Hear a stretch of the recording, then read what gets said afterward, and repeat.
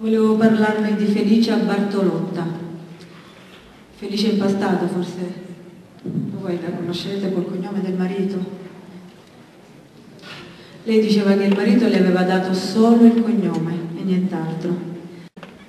Durante le riprese dei 100 passi, forse qualcuno di voi avrà visto il film, io facevo Felicia nel film. L'ho conosciuta.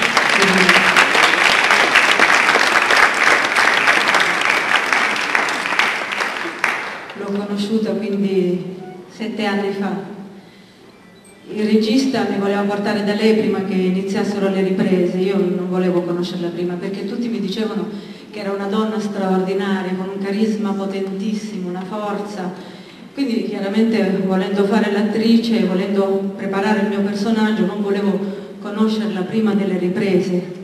Avevo paura di scimmiottarla, di scopiazzarne la forma esterna, invece volevo andare all'essenza, quindi mi sono preparato il mio personaggio, come sono abituata a fare.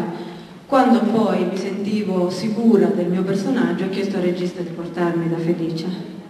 E siamo andati una sera, un tramonto anzi. Felicia abitava nella via principale di Cinisi, in Corso Umberto. È la via che collega il mare all'unica piazza che c'è a Cinisi, la piazza del municipio. Bussammo, entrammo e già intanto mi accorsi che la casa di Felicia era una casa speciale, era un altare laico. Tutte le pareti della sua casa erano tappezzate delle foto di Peppino.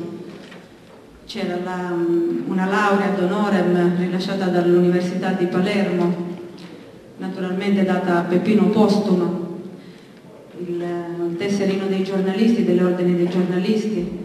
Io mi ero preparata un sacco di domande, volevo chiederle tutto, sapere tutto, e invece lei cominciò a parlare e capii che dovevo stare zitta e l'ascoltai. Allora, cos'è che mi ha toccato profondamente di Felicia? Intanto la sua assoluta normalità.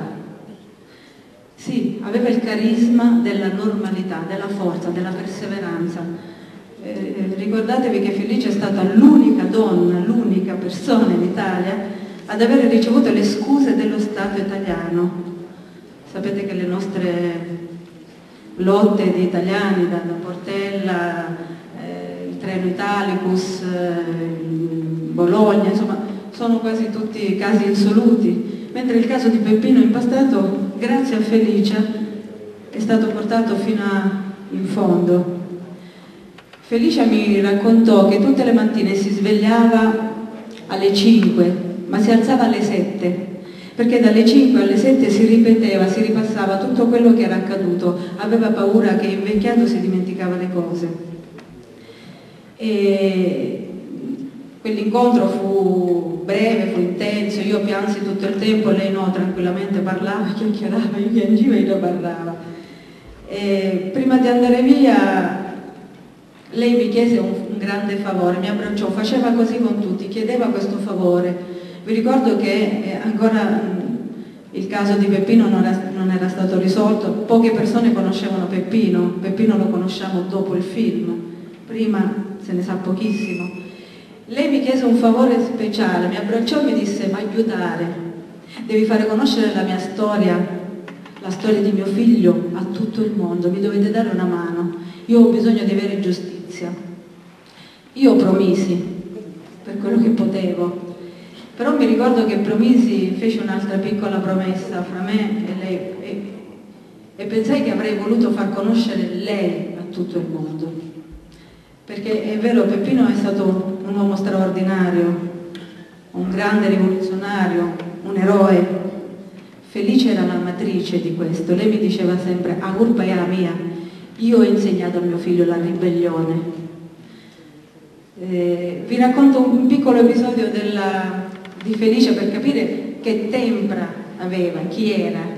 Felicia praticamente, lei è nata nel 13 e si era fidanzata con un ragazzo, quindi siamo negli anni 30, era stata fidanzata per 2 anni con questo ragazzo, si erano scritti per 2 anni, insomma a un certo punto si decidono le nozze, si prepara tutto, si conza a letto, come siamo abituati noi in Sicilia, quindi si espone alla biancheria, al corredo, e lei la notte prima del matrimonio si rende conto che non è innamorata e quindi sveglia il padre, sveglia i familiari e dice: io non me lo voglio sposare. Ora immaginate, negli anni 30 le donne, vi ricordo, che ancora non votavano e qualcuno aveva il dubbio che le donne avessero l'anima, e lei disse: non mi voglio sposare, e poi disse al padre: e che non mi rapiscano, che non si permettono di rapirmi per fare il matrimonio riparatore, perché se mi rapiscono io denuncio tutti, prima voi che siete mio padre. Quindi immaginate che potenza. Allora, un figlio con una matrice così, ma come poteva diventare? Ho tantissimi particolari. Un'altra cosa, Felicia prima di morire è morta pochissimi anni fa, 3 anni fa, ha lasciato detto che la sua casa deve essere sempre aperta a tutti quelli che vogliono entrare.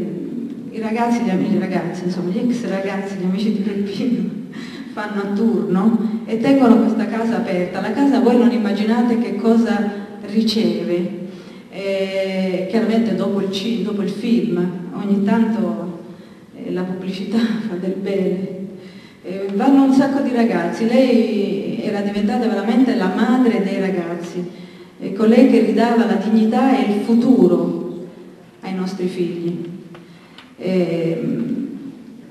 Voglio ricordarla con la sua ultima frase, le ultime parole che lei diceva, perché negli ultimi tempi veramente Felice era diventata una specie di sacerdotessa, non era più la passionaria, colei che voleva lottare contro la mafia, era diventata veramente una donna di grande maturità, una matermato, una sacerdotessa. Niente, le sue ultime parole sono state: la mafia non si combatte con le pistole, ma con la cultura. Io penso che queste siano parole potenti e penso che noi dobbiamo fare